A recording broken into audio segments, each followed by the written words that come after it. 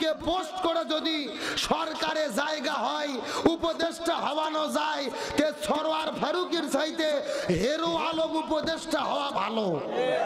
এ কথা কর না কে? হিরো আলম আজকে তার ফেসবুকে পোস্ট দিয়েছে যে আমার কাছে অহরহ ফোন আসতেছে উপদেষ্টা হওয়ার জন্য। কথা কি বোঝেন নাই?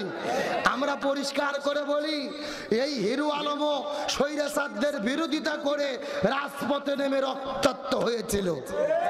ওই তোমার ফারুকি দালালি করেছে, আর হিরো আলম হকের পক্ষে ছিল, সত্যের পক্ষে ছিল। ওই ফারুকির চাইতে হিরো আলম শত গুণে ভালো আছে।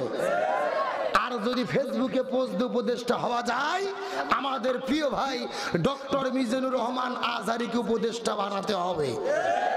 এই সরকারের ভেতরে এমন কিছু উপদেষ্টা তারা নিয়োগ দিচ্ছে যারা স্বৈরাচার হাসিনা আর আওয়ামী লীগের পাঁচটা গোলাম ছিল, যারা আওয়ামী লীগের পাঁচটা দালাল ছিল।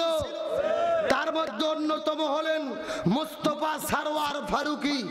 গত 2 দিন আগে তাকে উপদেষ্টা বানানো হলো। এই মুস্তফা সরওয়ার ফারুকী কে?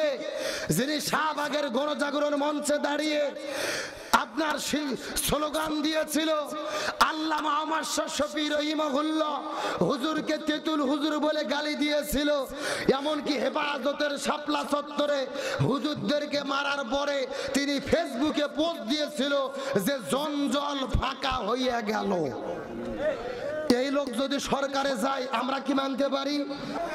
এই ফারুকী সাহেবকে, যিনি তার অভিনয়ের ভেতরে সমকামিতাকে প্রমোট করে, তার অভিনয়ের ভেতরে অশ্লীলতাকে প্রমোট করে, আমরা পরিষ্কার করে বলতে চাই, যেই অভিনেতা সমকামিতাকে প্রমোট করে, যেই অভিনেতা অশ্লীলতাকে প্রমোট করে, ওই স্বৈরাচার হাসিনার যে দালাল ছিল, এই সরকারের ভেতরে এ জায়গা পাবে, এটা ছাত্র জনতা মেনে নিতে পারে না। আমি মনে করি এটা জুলাই এবং আগস্টের ছাত্রদের গণ বিপ্লবের সঙ্গে গাদ্দারি করা। তার স্ত্রী তিশা বঙ্গবন্ধুর বায়োপিক সিনেমা তৈরি করেছে। যেই লোকটা প্রত্যেকটা মন্ত্রীর সঙ্গে পলকের সঙ্গে সেলফি তুলে তুলে পেজের মধ্যে ছাড়তো, আওয়ামী লীগের দালালি করেছে। আমরা পরিষ্কার করে বলি, আওয়ামী লীগের কোন দালালকে সরকারে জায়গা দেওয়ার জন্য ছাত্র জনতা দ্বেষাধীন করে নাই। তিনি ফেসবুকে পোস্ট দিয়েছে, পেজের মধ্যে পোস্ট দিয়েছে। ফেসবুকে পোস্ট করে যদি সরকারে জায়গা হয়, উপদেষ্টা হওয়ানো যায়, তে সরওয়ার ফারুকের চাইতে হিরো আলম উপদেষ্টা হওয়া ভালো। এ কথা কর না কে? হিরো আলম আজকে তার ফেসবুকে পোস্ট দিয়েছে যে আমার কাছে অহরহ ফোন আসতেছে উপদেষ্টা হওয়ার জন্য। কথা কি বোঝেন নাই? আমরা পরিষ্কার করে বলি, এই হিরো আলমও স্বৈরাচারদের বিরোধিতা করে রাজপথে নেমে রক্তাক্ত হয়েছিল। ওই তোমার ফারুকি দালালি করেছে, আর হিরো আলম হকের পক্ষে ছিল, সত্যের পক্ষে ছিল। ওই ফারুকির চাইতে হিরো আলম শত গুণে ভালো আছে। আর যদি ফেসবুকে পোস্ট উপদেষ্টা হওয়া যায়, আমাদের প্রিয় ভাই ডক্টর মিজানুর রহমান আজহারীকে উপদেষ্টা বানাতে হবে। তার কারণ তিনি মালয়েশিয়া ছিল, ফেসবুকের মধ্যে তিনি প্রথম পোস্ট করেছিল ছাত্র জনতাকে উল্লেখ করে, লক্ষ্য করে, শুধু রাষ্ট্র, শুধুমাত্র কোটা সংস্কার নয়, বাংলাদেশের রাষ্ট্র সংস্কার করতে হবে। সেখান থেকে সেই পোস্ট পাওয়ার পরে বাংলাদেশের ছাত্র জনতার মধ্যে গণমত, জনমত তৈরি হয়ে যায়। ওই বিদেশের মাটিতে আছে পিনাকি দাদা, তারপরে আপনার কনক সরোয়ার, সাংবাদিক ইলিয়াস। যদি উপদেষ্টা বানাতে হয় তাদেরকে নিয়ে এসে উপদেষ্টা বানান, কোন দালালদেরকে আমরা সরকারে দেখতে চাই না। ওই স্বৈরাচার পালিয়ে যাওয়াতে আমরা খুশি না বেজার? আল্লাহ তোমার দরবারেতে হাজার শুকরিয়া, আল্লাহ তোমার দরবারেতে হাজার শুকরিয়া।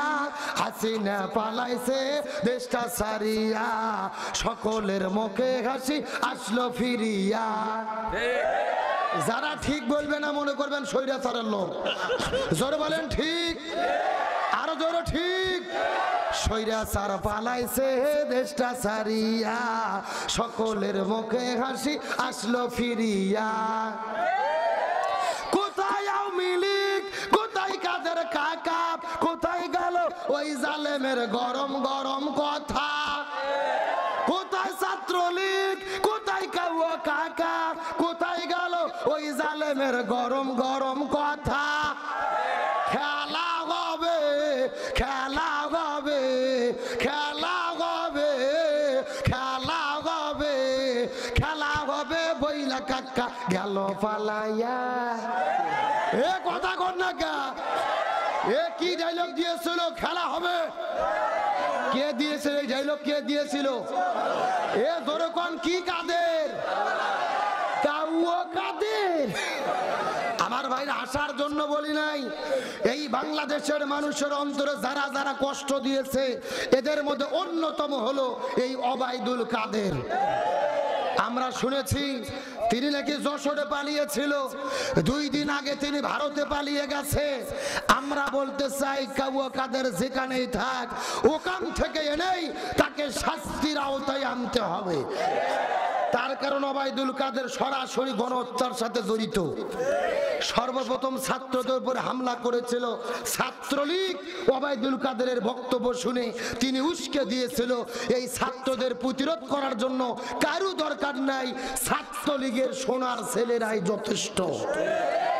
ওর কথা শোনার পরে কিন্তু ছাত্রলীগের সন্ত্রাসীরা ছাত্রদের উপর আক্রমণ করেছিল। এতদিন আমরা শুনতাম শিবির মানে হলো রক কাটা। শিবির মানে কি কাটা? মানে শিবিরদের খাইয়ে দেয়া কাজ নাই, ওরা নাকি বিশ্ববিদ্যালয় স্কুল কলেজে রক কাটে। রাজশাহীতে যে জিজ্ঞেস করা হলো রাজশাহীতে শিবির কি রক কাটে, রাজশাহীর লোক বলতে তো শিবির তো রাজশাহী রক কাটে না, ঢাকায় কাটে।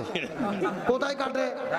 ঢাকা যাওয়ার পরে জিজ্ঞেস করা হলো ঢাকায় কি শিবির রক কাটে, তখন ঢাকার লোক বলতেছে শিবির ঢাকার রক কাটে না, সিলেট কাটে।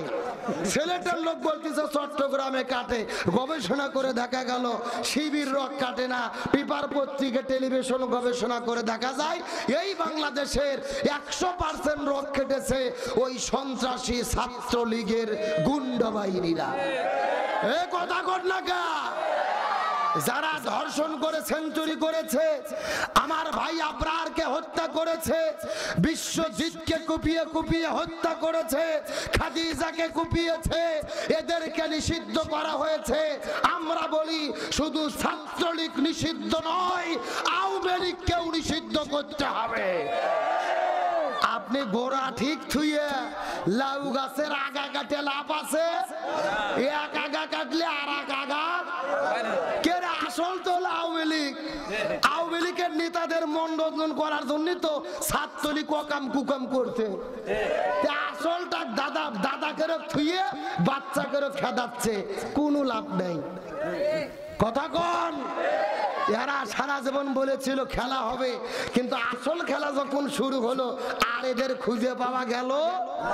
এই যে 5 বছর আগে যখন নির্বাচনের দিন আসলো, এই ছেলে আমার দিকে লক্ষ্য করেন, নির্বাচনের দিনে এইরকম একটা বৃদ্ধ চাচা ফজর নামাজ পড়ার পরে চিন্তা করছে 8টার দিকে যেহেতু ভোট, আমি আর রোজু নষ্ট করব না। শোনেন, ফজরের রোজু আটকে থুয়ে 8টার দিকে গেছে ভোট দিতে। 8টার দিকে যাওয়ার পরে চাচা যাইয়া দেখে চাচা যাওয়ার আগে আর এক আল্লাহর ওলি এসে তাহাজ্জুদের নামাজ পড়ে দিয়ে গেছে। কথা বোঝা যায়? চাচা গেছে ফজরের রোজুতে ভোট দিতে, আর ওরা কাম সারতে কিসের রোজুতে? তাহাজ্জুদের রোজুতে। চাচা মন খারাপ করে চলে যাচ্ছে, ছেলে পেলে ডাকতে বলতে, চাচা শোনেন, বাড়ির যে চাচি নিষেধ করবেন, চাচিও যেন না আসে, তার কারণ চাচির ভোটও দেওয়া হয়ে গেছে। সুবহানাল্লাহ কোন কি? এ জোরে কর নাউজুবিল্লাহ। চাচা তখন মুচকি মুচকি হাসতেছে, ছেলে বলতে চাচা বলতেছে, কে বাবা তোমার চাচি মরে গেছে 6 বছর আগে। যেরকম কয় বছর আগে? বলছে 6 বছর আগে তোমার চাচি মারা গেছে। আজকে কখন ভোট দিতে এসেছিল, আমাকে ডাক দিলে তো আমি একটু দেখা করতাম। কথা কি বোঝা যায়? এই গাইবান্ধার মুসলমান হাসার জন্য বলি নাই, এই গত 16 বছরের ভেতরে যত নির্বাচন হয়েছে, নিরপেক্ষ নির্বাচন যদি হতো, জামাত বিএনপির প্রার্থীগুলো মাঠের মধ্যে যদি থাকতে পারত, ওরা এমপি মন্ত্রী হওয়া তো দূরের কথা, মেম্বার পর্যন্ত হতে পারত না। আর বিনে ভোটের মন্ত্রী হয়ে কাজ করার কোনো খুঁজে পায় না, কোরআনের মাহফিল বন্ধ করে দেয়। কোথায় আওয়ামী লীগ, কোথায় কাদের কাকা, কোথায় গেল ওই জালেমের গরম গরম কথা? কোথায় ছাত্রলীগ, কোথায় কাউয়া কাকা, কোথায় গেল ওই জালেমের গরম গরম কথা? খেলা হবে, খেলা হবে, সবাই খেলা হবে, খেলা হবে, খেলা হবে, বইলা কাকা গেল পালাইয়া। আল্লাহ তোমার দরবারেতে হাজার শুকরিয়া, হাসিনা পালাইছে দেশটা ছাড়িয়া, সকলের মুখে হাসি আসলো ফিরিয়া। চিৎকার করে বলেন মারহাবা। আলোচনা কি চলবে? কারা কারা চলবে? দুটি হাত তুলে তাকবীর দিয়ে দেখা দেন। দেন একজন তাকবীর দেন দেখি।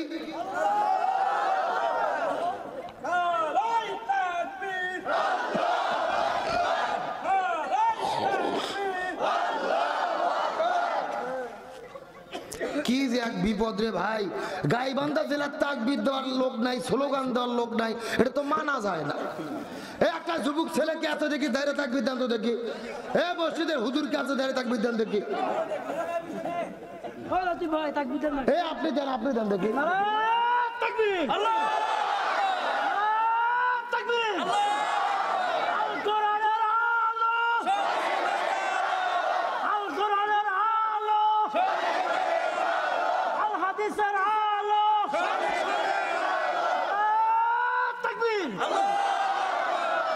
আলোচনা কি চলবে?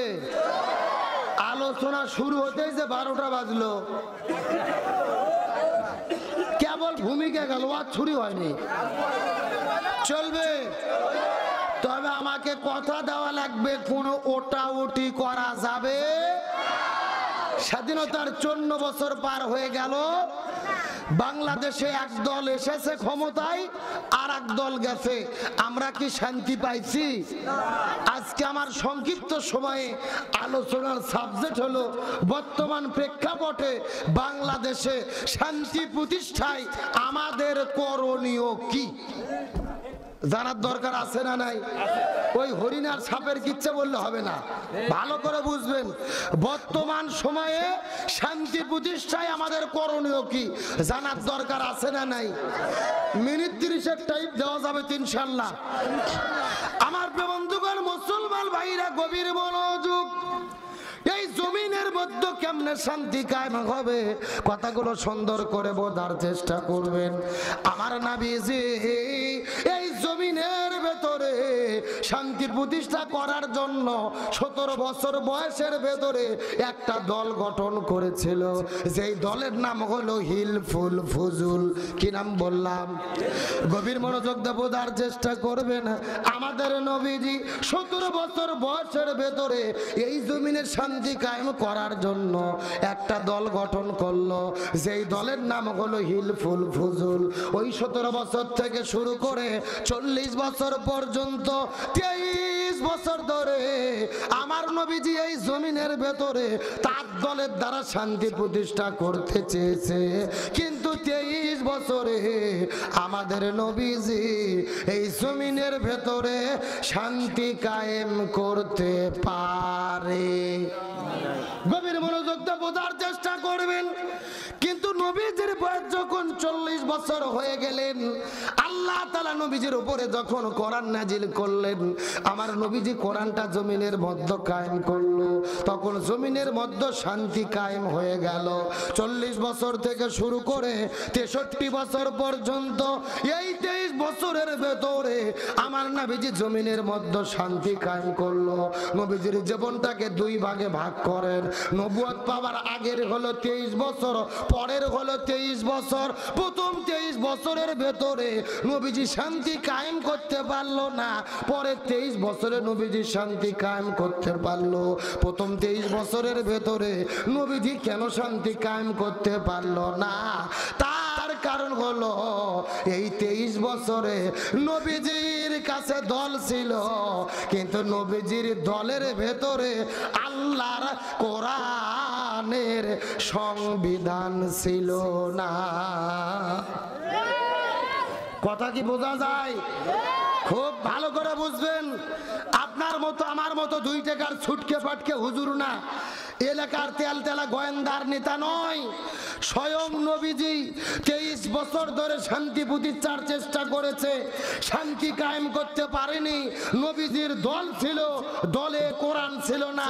এই কারণে তার মানে আজকেও বাংলাদেশে শান্তি কায়েম যারা করতে চায় ওই দলের দ্বারা শান্তি কায়েম হবে না, যাদের দল কোরআন দিয়ে